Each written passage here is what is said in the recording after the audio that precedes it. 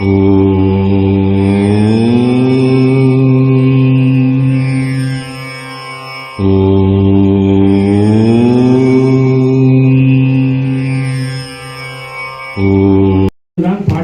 தமிழ் மொழியால் தான் சிவபெருமானை வழிபட்டு சிவனையே கண்ணார பார்த்தார்கள். இது வரலாறு அனைத்துமே குறிப்பிடப்பட்டிருக்கிறது. எல்லாமே எவிடன்ஸ் இருக்கு, historical evidence R maintain.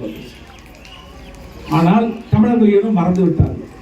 Sivaperuman 64 முறை திருவிளையாடல் செய்தும் கூட தமிழர்களாகிய நாம் தமிழ் மொழிதான் தேவமொழி, வேதமொழி, கடவுள் மொழி, தெய்வ மொழி என்று புரிந்து கொள்ள மறுக்கிறோம். இதற்கு அடிப்படையான காரணம் என்னவென்றால், நம்மிடமிருந்து நமது மதத்தை, வேதத்தை பிரித்து விட்டார். ஆரிய வட ஆரிய வேத மதம் தான் இந்து மதம் என்றால் இந்து மதம், HINDU, இந்து மதம் தான் இந்து மதம் நினைச்சிட்டு இருக்கோம். சித்தர்கள் இந்து மதம் என்பது வேறு, இந்து மதம் என்பது வேறு என்பதை கூறியிருக்கிறார்கள். 2000 வருடத்துக்கு முன்னாடி ஆரியர்கள் நம்ம நாட்டிலே நுழைந்த பொழுது அப்பொழுது இருந்த சித்தம் நெறியான சீவர் நெறியை நான் முன்பே சொல்லியிருந்தேன். உயிர் தத்துவம் தான் சித்தருடைய தத்துவம். அதாவது ஒவ்வொரு பொருளிலுமே உயிர் இருக்கின்றது. அதாவது மரமாகட்டும், செடியாகட்டும், மனிதனாகட்டும், மிருகமாகட்டும், மண்ணாகட்டும், கல்லாகட்டும், அனைத்திலுமே உயிர் இருக்கின்றது கொண்டிருக்கிறார்கள். அந்த உயிரின் அடிப்படை தத்துவம் தான் உயிர் வணக்க பூஜை தத்துவம் தான் சித்தர்கள் கூறியிருக்கிறார்கள். இதுதான் சீவன் என்பதை தான் சிவன் என்று மாற்றியிருக்கிறார்கள். நமக்குள்ள ஜீவன் இருக்குன்னு சொல்லுவதை கேட்டிருக்கீங்க. எல்லாருக்குள்ளேயும் ஜீவன் இருக்கு, ஜீவன் இருக்கு கேட்டிருக்கோம். அதான் சீவன். அந்த சீவனின் அடிப்படையாக உருவாக்கப்பட்டவன் சீவநெறி. அதான் பிற்காலத்தில் சிவநெறி, சைவநெறி என்று மாறிவிட்டது. எல்லாமே உயிர் அடிப்படையிலே தான் சித்தர்கள் பூசைகளை சொல்லி வருகிறார்கள். அதை நாம் புரிந்து கொள்ள வேண்டும். தமிழ் மொழியிலே 15 சித்தர்கள் வழங்கிய காயன் தீரி மந்திரங்களை நீங்கள் பயன்படுத்தி இப்படி பல கடவுள்கள் பெயர் சொல்லி ஒவ்வொரு கடவுளுக்கும் காயந்திரி மந்திரங்கள் இருக்கின்றது. ஏனென்றால் முதல் சொல் புரியாத காரணத்தினால்தான் தமிழர்கள் ஏமாந்து போவார்கள். அதாவது காயந்திரி மந்திரம், காயம் என்றால் உடம்பு, திரி என்றால் மாறுதல். பால் திரிஞ்சு போச்சுன்னு கேள்விப்பட்டிருக்கீங்கல்ல, தண்ணி தனியா பால் தனியா வந்தது திரிஞ்சு போகுது. அதுபோல நமது காயத்தில் இருக்கின்ற அந்த ஜீவனை, ஆவி, ஆன்மா, ஆறுயிரை மூன்றையும் பிரிப்பதற்கும் இணைப்பதற்கும் உருவாக்கப்பட்டதான் காயந்திரி மந்திரம். நம்ம எல்லாத்தையும் 19 மந்திரம் சொல்லிடுறோம். மந்திரம் வேற, மந்திரம் வேற, மந்திரம் வேற, மாந்திரம் வேற, மாந்தரீகம் வேற. கவனிங்க. ஆகவே காயத்ரி மந்திரம்னு சொல்லிட்டாங்க. காயத்ரினா ஒரு பொம்பளை சாமி சொல்றது மந்திரம் சொல்லிட்டாங்க. அப்படி அல்ல. காயம் திரி மந்திரம், மந்திரம், மந்திரம் உள்ளார். இது ஏதாவது ஒரு மந்திரத்தை எடுத்து நீங்க தொடர்ந்து 48 நாள் 48 முறை நீங்கள் சொல்லி வந்தீர்கள் என்றால் உங்களுக்குள் மாற்றம் ஏற்படுவதை நீங்கள் கவனிக்கலாம். உங்கள் முகத்திலே ஒரு முகப்பொழிவும் அருளாற்றும் வருவதை உணரலாம். கனவு நிலைகள் மேம்படும். இது கண்கூடாக பார்க்கலாம். ஏதோ வந்தோம் சொன்னங்கிற மாதிரி இல்லை, பல பேருக்கு நிகழ்ந்திருக்கிறது. ஆனால் அது பண்ணணும். இல்லை ஒரு முருகன் காயத்ரி மந்திரம் இருக்கு. நீங்க முருகனை ரொம்ப பிடிச்ச கடவுள்னா இந்த முருகன் காயத்ரி மந்திரம் சொல்லி பாருங்க. அப்படி தெரியல வந்து கேளுங்க, ஏன் அந்த ஆச்சுன்னு கேளுங்க. முருகன் அறுபடை வீடு கொண்டவன்.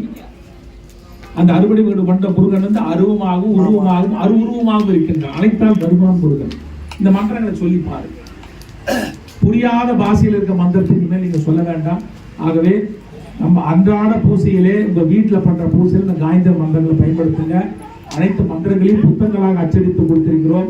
யூடியூப்ல இருக்கு, பாருங்க, நீங்க பயன்படுத்திக் கொள்ளுங்க. ஏன்னா யாகத்துல வந்தோம், ஏதோ தமிழ்ல பூசை பண்ணாங்க, யாகம் பண்ணாங்க, நல்லா இருந்துச்சு அப்படிங்க மறந்து போயிடக்கூடாது. இது நீங்க தொடர்ந்து எடுத்து செல்ல வேண்டும். உங்க வீட்டில் நடக்கிற அனைத்து பூசையிலையும் இதனை கூறுங்க.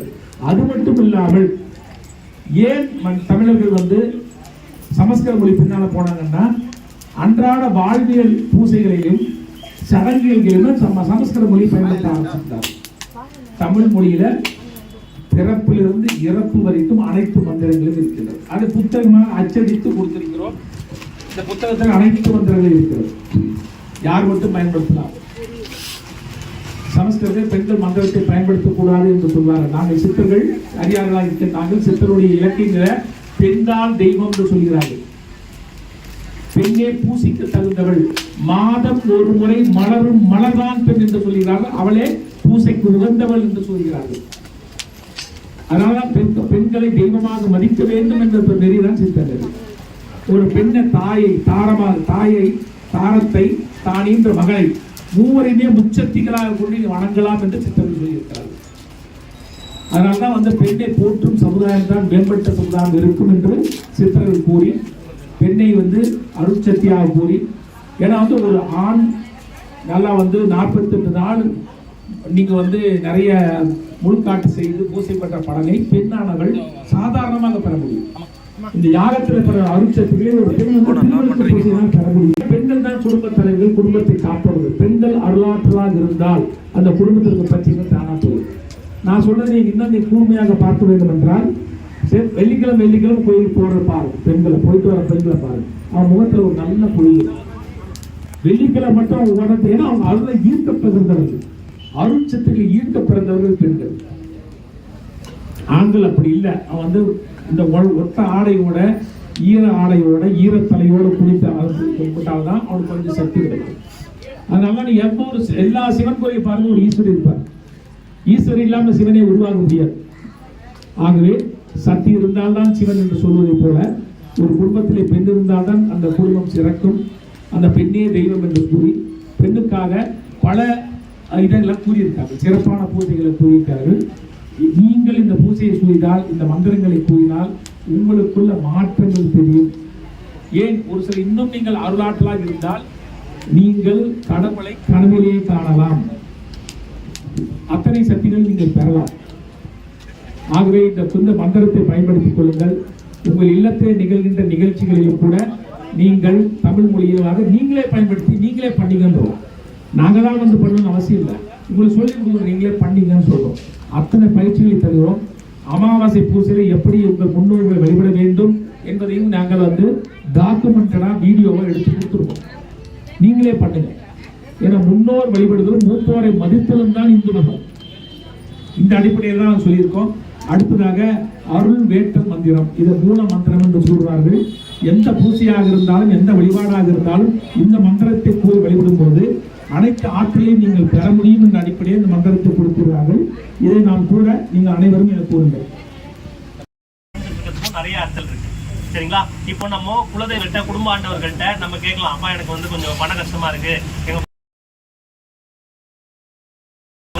நம்மளை பத்தின முழு தகவல் தெரியும்.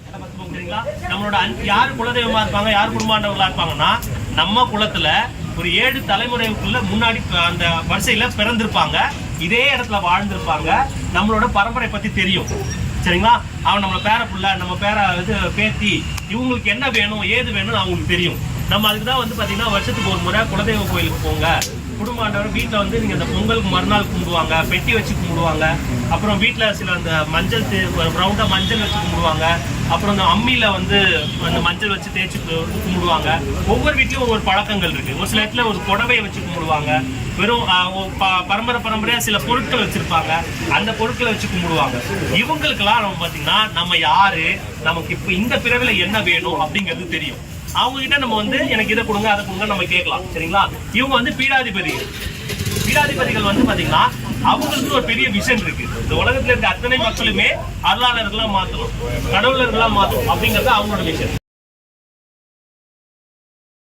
அவங்களே ஸ்டேட்மெண்ட் கொடுத்துருக்காங்க. பிண்டங்களையும் அண்டங்களையும் பேரண்டங்களையும் ஆளுங்க ஆன்மாவை 6 உயிரை முக்கோண பீடமாக இணைத்து தெளிவும் பொலிவும் நலமும் நலமும் உள்ளதாக ஆக்குங்கள். ஏன் என்னோட ஆவி ஆன்மா 6 உயிர் 3 ஒன்னாகணும்? 3 நமக்கு இருக்கு. ஒவ்வொரு மனிதரை எடுத்துக்கிட்டாலும் ஒவ்வொரு மனிதனுக்குள்ளேயும் ஆவி இருக்கு, ஆன்மா இருக்கு, 6 உயிர் இருக்கு. இதுதான் நம்ம உயிர்ல சொல்றோம், ஆன்மான்னு சொல்றோம். இந்த விஷயங்கள் நம்ம மறந்துடும். செல்ஸ் சொல்றோம், 1.5 லட்சம் செல்ஸ் சொல்றோம் இல்லைங்களா? இந்த 3 தான் நம்ம சொல்றோம், சரிங்களா? இந்த 3 இணைஞ்சா என்ன ஆகும்? அதுதான் இலிங்க வடிவம். நம்ம சிவன் கோயில்கள்ல நம்ம பார்ப்போம் இல்லைங்களா, இலிங்கம், சரிங்களா? அந்த இலிங்க வடிவம் எப்படி உருவாகும் அப்படின்னா, நம்ம உள்ள உடல்ல இருக்கிற இந்த ஆவியும் ஆன்மாவும் 6 உயிரும் ஒரு முக்கோண பீடமா இணைஞ்சதுன்னா அந்த இலிங்க தத்துவத்துக்கு நம்ம போயிடும், சரிங்களா? நம்ம சிவனுக்கான ஒரு காயத்ரி மந்திரம் இருக்கு, சரிங்களா? அந்த காயத்ரி மந்திரம் சொல்லும் போது ஆரம்பிக்கும் போது எப்படி ஆரம்பிப்போம்னா, தத்துவ பிறப்பாய வித்தே மகேசா. அந்த வடிவம்ங்கிறது ஒரு தத்துவம், இலிங்கம்ங்கிறது ஒரு தத்துவம். அந்த தத்துவமாகவே நம்ம மாறணும். நம்ம இப்போ மனிதனா இருக்கோம். அடுத்தது அடுத்த நல்ல மனிதனா மாறணும். அதுக்கப்புறம் குடும்பாண்டவர், குலதெய்வம், இப்படின்னு வரிசையா கொஞ்சம் கொஞ்சமா நம்ம மேலே ஏறி நம்ம எங்க போய் அடையணுமா? நம்மளும் சிவனாவும் ஆகும். சரிங்களா? ஸோ நம்ம சிவனா ஆகிறதுக்காக தான் நம்ம வந்து பீடாதிபதிகள் இவ்வளோ விஷயங்கள் நம்ம கொடுத்துட்டு இருக்காங்க.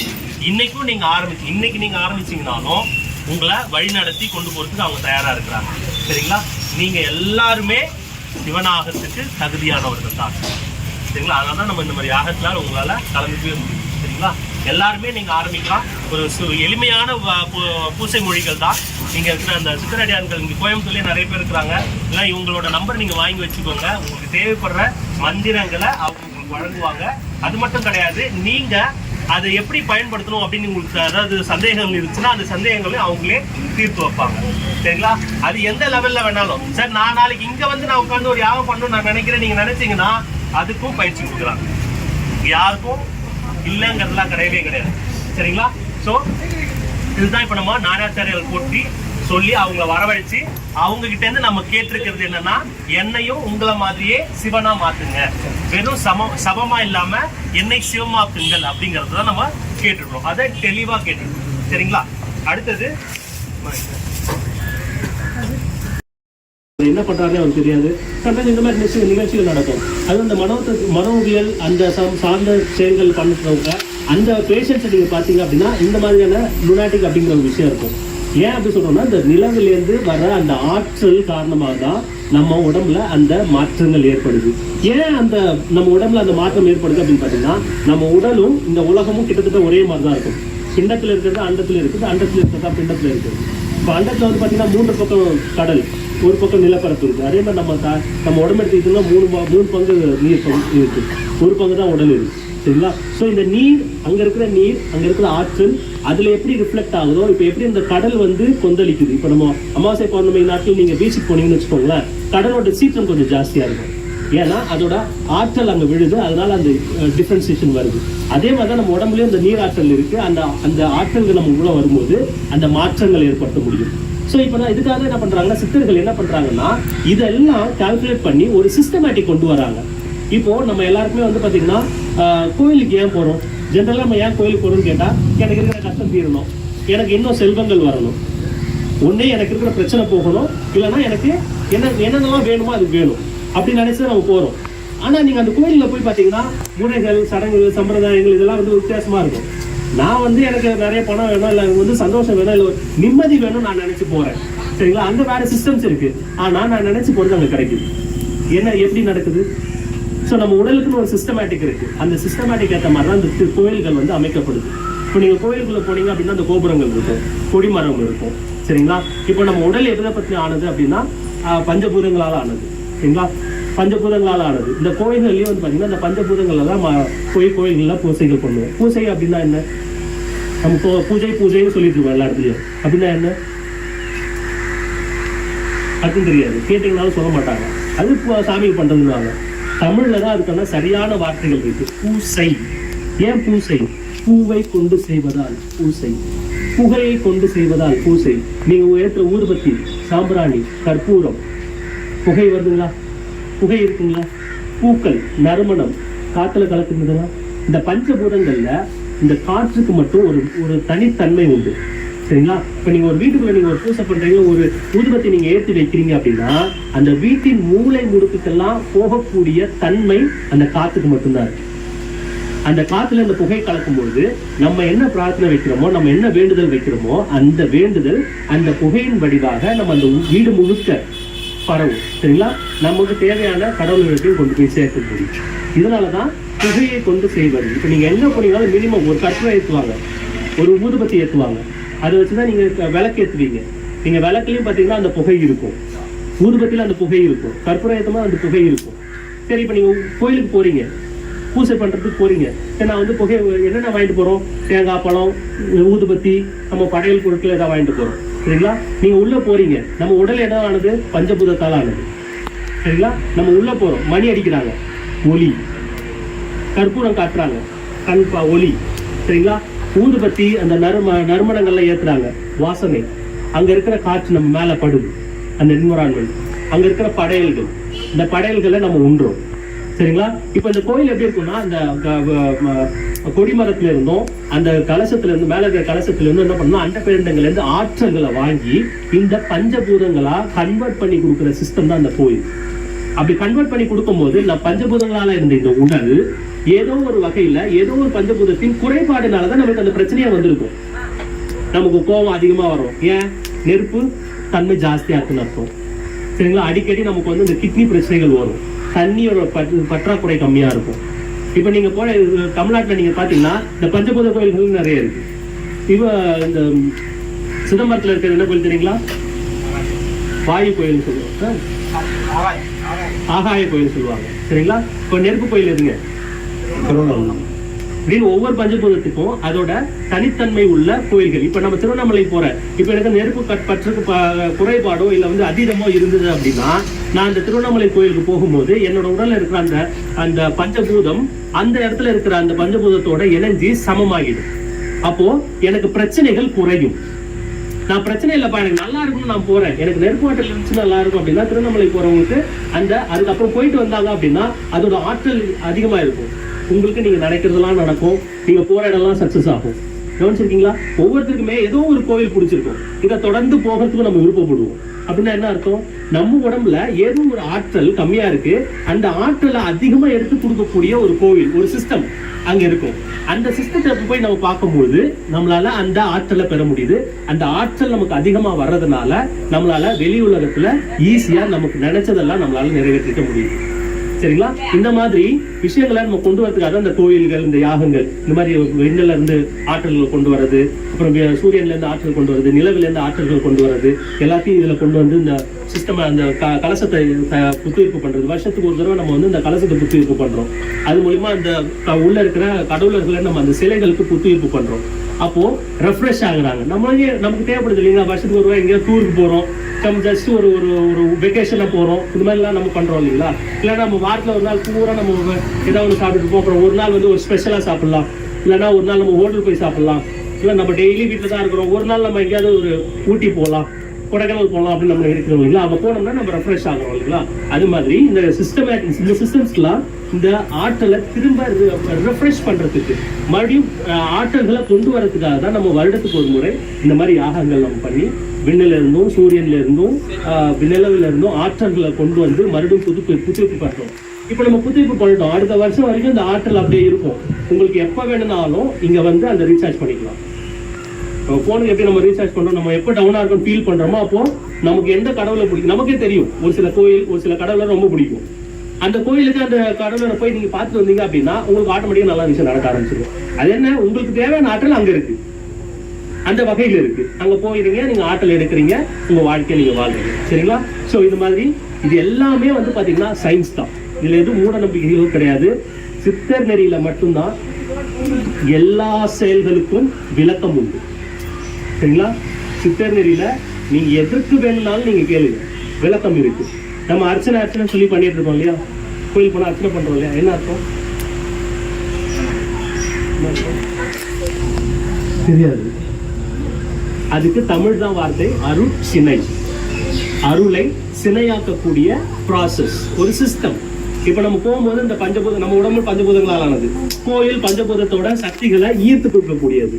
இப்ப நம்ம பொருட்கள் என்ன வாங்குறோம்? ஊதுபத்தி வாங்குறோம், புகை, சீக்கிரமா தேங்காய், பழம், உணவு, பூ, வாசனை, மணி அடிக்கிறாங்க, கற்பூரம் காட்டுறாங்க. சோ நம்ம அந்த பஞ்சபூதங்களை ரெஃப்ரெஷ் பண்ணிக்கிறதுக்கு அங்கிருந்து வர ஆற்றலை வாங்கி நமக்குள்ள வச்சு சினையாக்கி ஒரு சின்ன கருமுட்டையாக்கி அதை வளர்த்து வளர்த்து வளர்த்து வளர்த்து ஒரு காலகட்டத்துல நாமளே அந்த கடவுளராக மாறக்கூடிய வகைகளை செஞ்சு கொடுத்துருக்காங்க. இந்த சிஸ்டமேட்டிக்ஸ் தான் பண்ணிட்டு இருக்கோம். சரிங்களா? எல்லாத்துக்குமே காரணங்கள் இருக்கு, எல்லாத்துக்குமே அர்த்தங்கள் இருக்கு. யாருக்காவது விளக்கங்கள் வேணும் அப்படின்னா எங்க நண்பர்களை, நீங்க இந்த இயக்கத்தின் சார்ந்தவர்களை நீங்க தொடர்பு கொள்ளுங்க, உங்களுக்கு தேவையான எல்லா விளக்கங்களும் கிடைக்கும். சரிங்களா? சரி.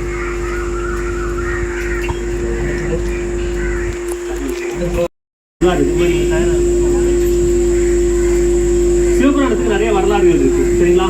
இதுதான் வந்து பாத்தீங்கன்னா அண்ட பேரண்டங்கள்ல ஓதிக்கிட்டு இருக்கிற ஒரு பாடல். இந்த மாணிக்கவாசிகிட்ட வந்து சிவபெருமான் கேட்கிறாரு, நீ வந்து அந்த அண்ட பேரண்டங்கள்ல இருக்கிற அந்த சிவபுராணத்தை மக்களுக்கும் எழுதி கொடுன்னு கேட்கிறாரு.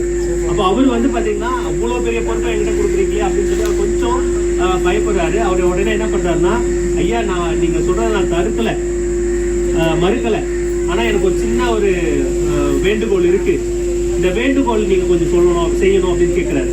என்ன வேண்டுகோள் அப்படின்னு ஒண்ணு, எனக்கு நான் பாடுறேன், இன்னைக்கு எழுதி நீங்களே கொடுக்குறீங்க, ஏதாவது தவறுகள் ஏதாவது நேர்ந்துச்சுன்னா அது என் மேல் பழியாயிடும், அதனால நான் சொல்றேன் நீங்க எழுதி கொடுக்குறேன்னு சொல்லி கேட்கிறாரு. அதுக்கு சிவபெருமான் ஒத்துக்கிறாரு. சரிங்களா?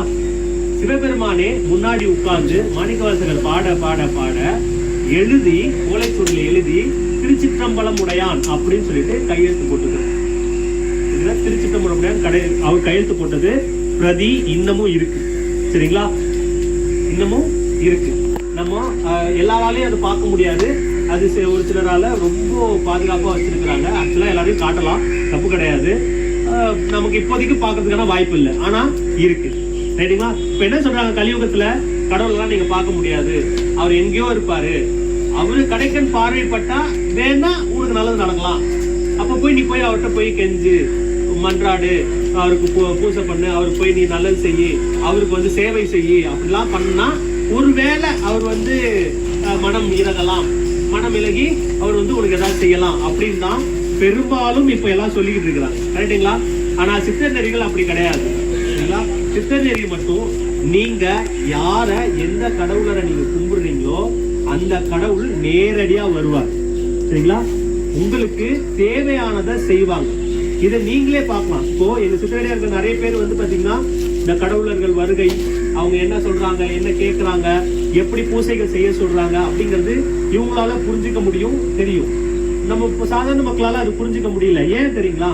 கடவுளர்களோட அந்த இது சொல்லணும், சயின்ஸ்ல சொல்லணும் அப்படின்னா அவங்க வந்து வேற ஒரு ஃப்ரீக்வன்சில இருக்கிறாங்க.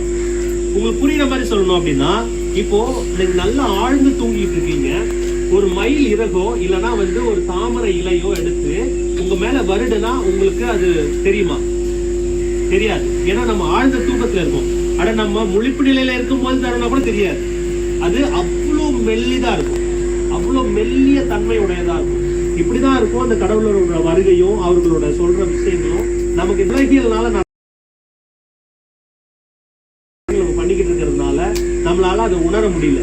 நீங்க பூசைகள் நீங்க பண்ண ஆரம்பிச்சீங்க அப்படின்னா உங்களோட ஃப்ரீக்வன்சியை நீங்க கரெக்டா வச்சுக்க முடியும். உங்களோட ஃப்ரீக்வன்சி நீங்க கரெக்டா வச்சுக்கிறது மூலியமா கடவுளர்களோட ஃப்ரீக்வன்சியோட உங்களால இணைய முடியும். சரிங்களா? இப்போ இதை நான் எப்படி சொல்றேன் பாருங்க. இப்ப நம்ம சின்ன குழந்தை இருக்கு, நம்ம குழந்தைகிட்ட போய் ஏன் வந்த ஏன் போனா அப்படின்னு நம்ம ஹார்ஷா பேச மாட்டோம். செல்லக்குட்டி, பட்டுக்குட்டி அப்படின்னு அவங்க ஃப்ரீக்வன்சிக்கு போய் பேசும்போது தான் அந்த குழந்தைய நம்ம பார்த்துருக்கோம். நம்ம பெரியவங்க கிட்ட பார்த்து பேசும்போது நார்மலா இப்ப நான் உங்ககிட்ட பேசிட்டு இருக்க மாதிரி பேசிட்டு இருக்கோம். இதே வந்து ஒருத்தர் தப்பு பண்றாரு அப்படின்னா நான் ரொம்ப ஹார்ஷாவும் ஃபோர்ஸாவும் பேசுறேன். இப்போ இந்த ஃப்ரீக்வன்சி அதுக்கேற்ற மாதிரி அவர் தவறு பண்ணியிருக்கிறாரு, நான் ஃபோர்ஸா பேசுறேன். சரிங்களா? இவன் நார்மலா பேசிட்டு இருக்கீங்கன்னா நான் நார்மலா பேசிட்டு இருக்கிறேன். ஒரு குழந்தைகிட்ட ரொம்ப மெதுவா பேசுறேன், அதாவது அவங்களோட தன்மைக்கு ஏற்ற மாதிரி பேசுறேன். ஸோ இந்த ஃப்ரீக்வன்சி நமக்கே தெரியும் இல்லையா? இதை விட ரொம்ப கம்மியான ஃப்ரீக்வன்சி தான் அவங்களுக்கு. நீங்க உங்களை பக்குவப்படுத்த உங்களை தயார்படுத்த அவங்க வர்றது போறது இருக்கிறது எல்லாமே உங்களால உணர முடியும். அவர்கள் என்ன சொல்றாங்க உங்களால கேட்க முடியும். நீங்களே ஒரு காலத்துல நீங்க கடவுளராகவே உங்களால மாற முடியும். சரிங்களா? ஸோ அதுக்கு 15 சித்தர் மடம் பீடத்துல நிறைய வகுப்புகள் நடத்திட்டு இருக்கிறோம். உங்களுக்கு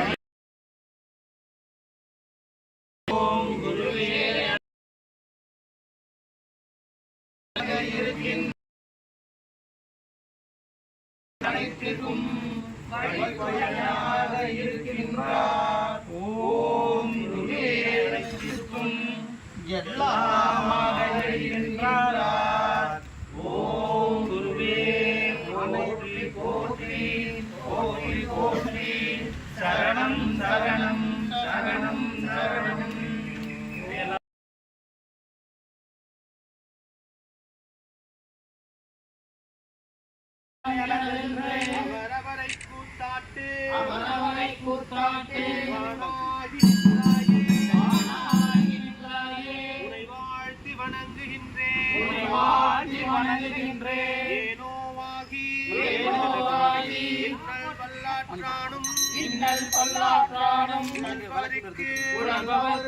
நானாகி அடியே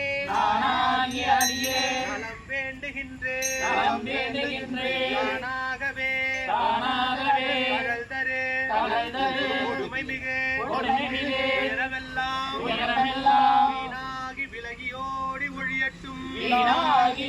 ஓடி ஒழியட்டும்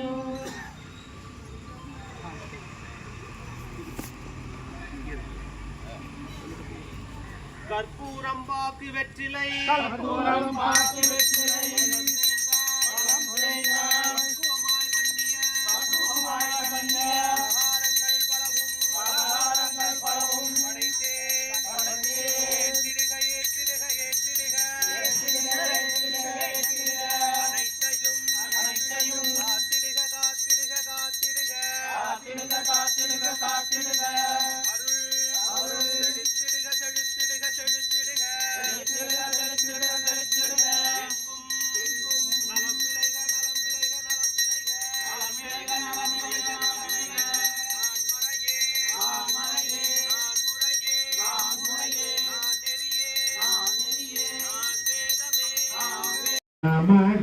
அனைத்தும் நமதே ஆகுக நமக அனைத்தும் சுவையே ஆகுக ஸ்வாக அனைத்தும் சுவையே ஆகுக ஸ்வாக ஓம் ஓம் ஓம் ஓம்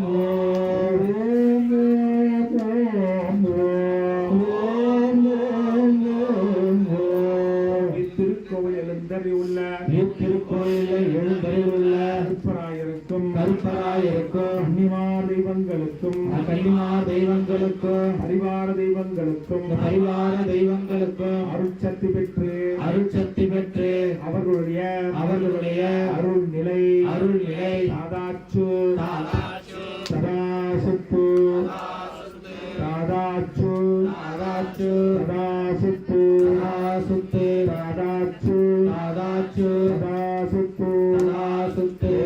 திருச்சிற்றம்பலம் ஓம் திருச்சிற்றம்பலம் ஓம்.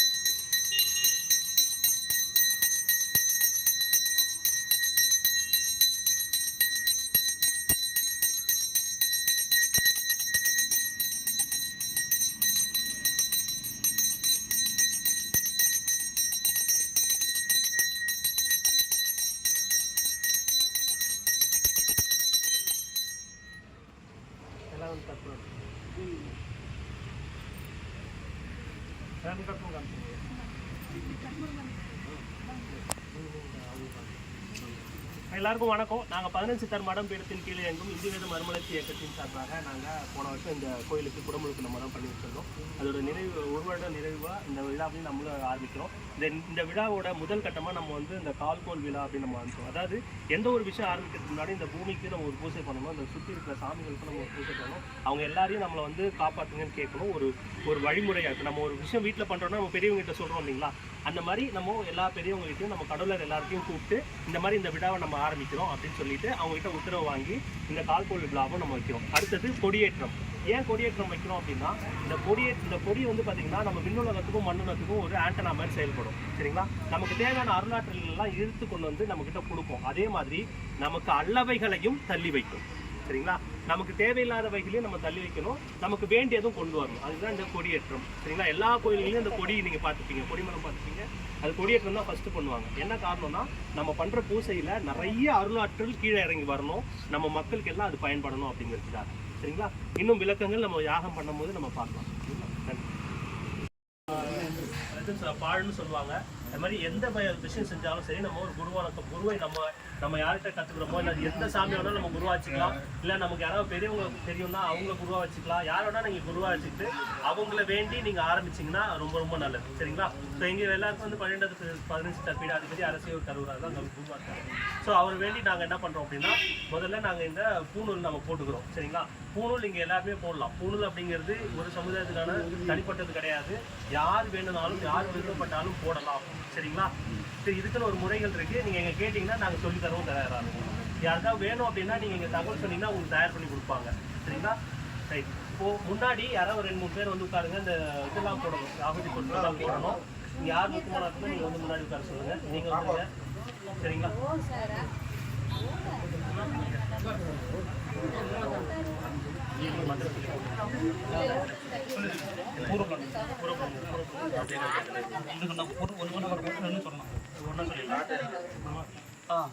ஓம் கூறமுழங்கள் சுவையாக தத்துவ வித்துக்கள் ஆராக ஆரின் போதேரம் வசிக்கும் தீமகிழட்டும் தீயே யோக பரஞ்சோதியாகும்.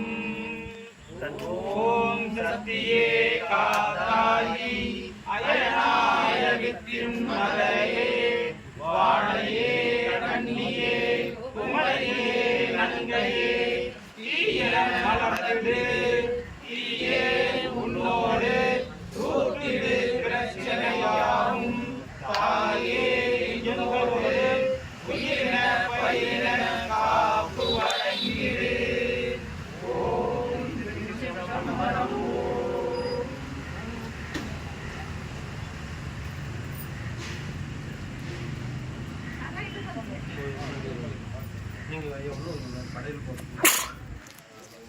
ஓம் அருட்குருவே போற்றி, அன்பர் ஊற்றே போற்றி, ஓம் குருவே போற்றி, ஓம் சித்திச்சாலையே போற்றி, ஓம் சித்திச்சாலையே போற்றி, முக்தி மன்றே போற்றி, ஓம் முக்தி மன்றே போற்றி, ஓம் கற்பூரம் பாக்கி, ஓம் கற்பூரம் பாக்கி, வெற்றிலை பழம் தேங்காய், வெற்றிலை பழம் தேங்காய், குமாய் பண்ணிய ஆகாரங்கள் பலவும் படைத்தோம் ஏற்றிடுக, ஏற்றிடுக, ஏற்றிடுக,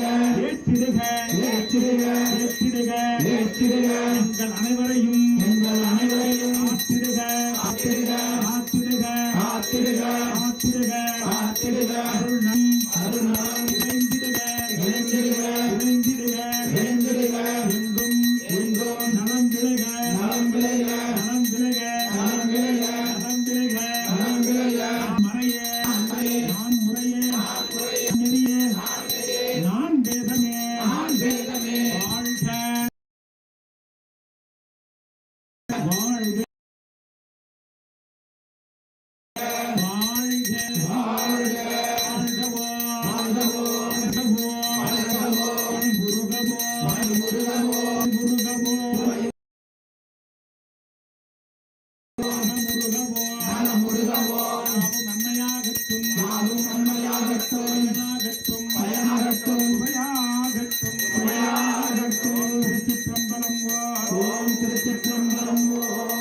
அனைவரும் கையை குவிப்பிக்க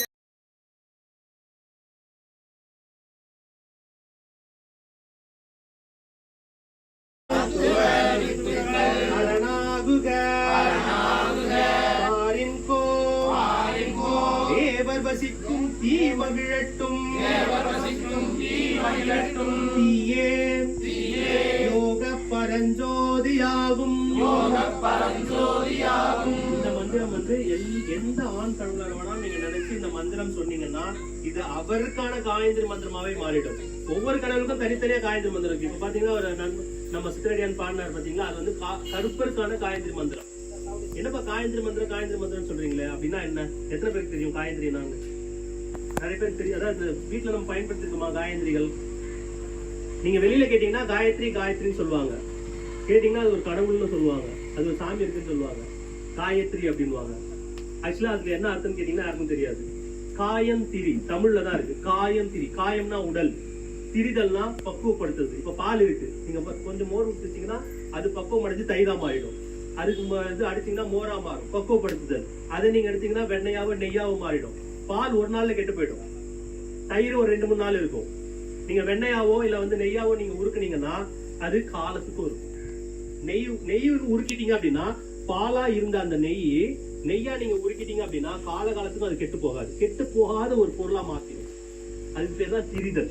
நீங்க வெறும் பாலா இப்ப நெருக்கிற நிலை பால், நீங்க ஏதாவது ஒரு பிரச்சனைனா கெட்டு போறதுக்கான வாய்ப்புகள் இருக்கு. இந்த காயத்ரி மந்திரங்கள் நீங்க சொல்ல சொல்ல சொல்ல சொல்ல சொல்ல சொல்ல இந்த காயத்தை திரிக்கும்.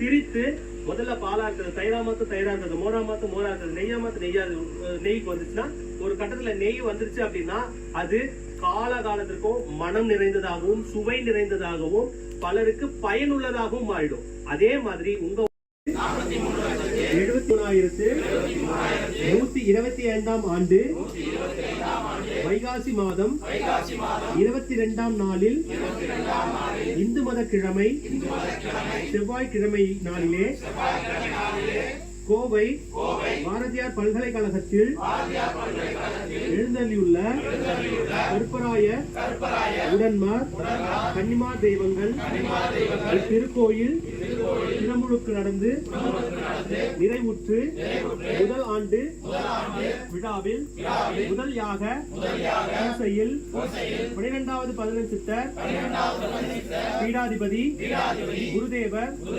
அரசியோகி கரூரார் அவர்களின் குருவழி வாரிசுகளாகிய நாங்கள் செய்த முத்தி ஒம்பல் யாகமும் கருப்பர் வேள்வியும் கருவறை புத்துயிர்ப்பும் யாகத்தில் எழுந்தள்ளியுள்ள தாத்தாக்களே ஆத்தாக்களே அம்மையப்பன்களே கருக்களே தருக்களே திருக்களே குருக்களே பிண்டத்தவர்கள்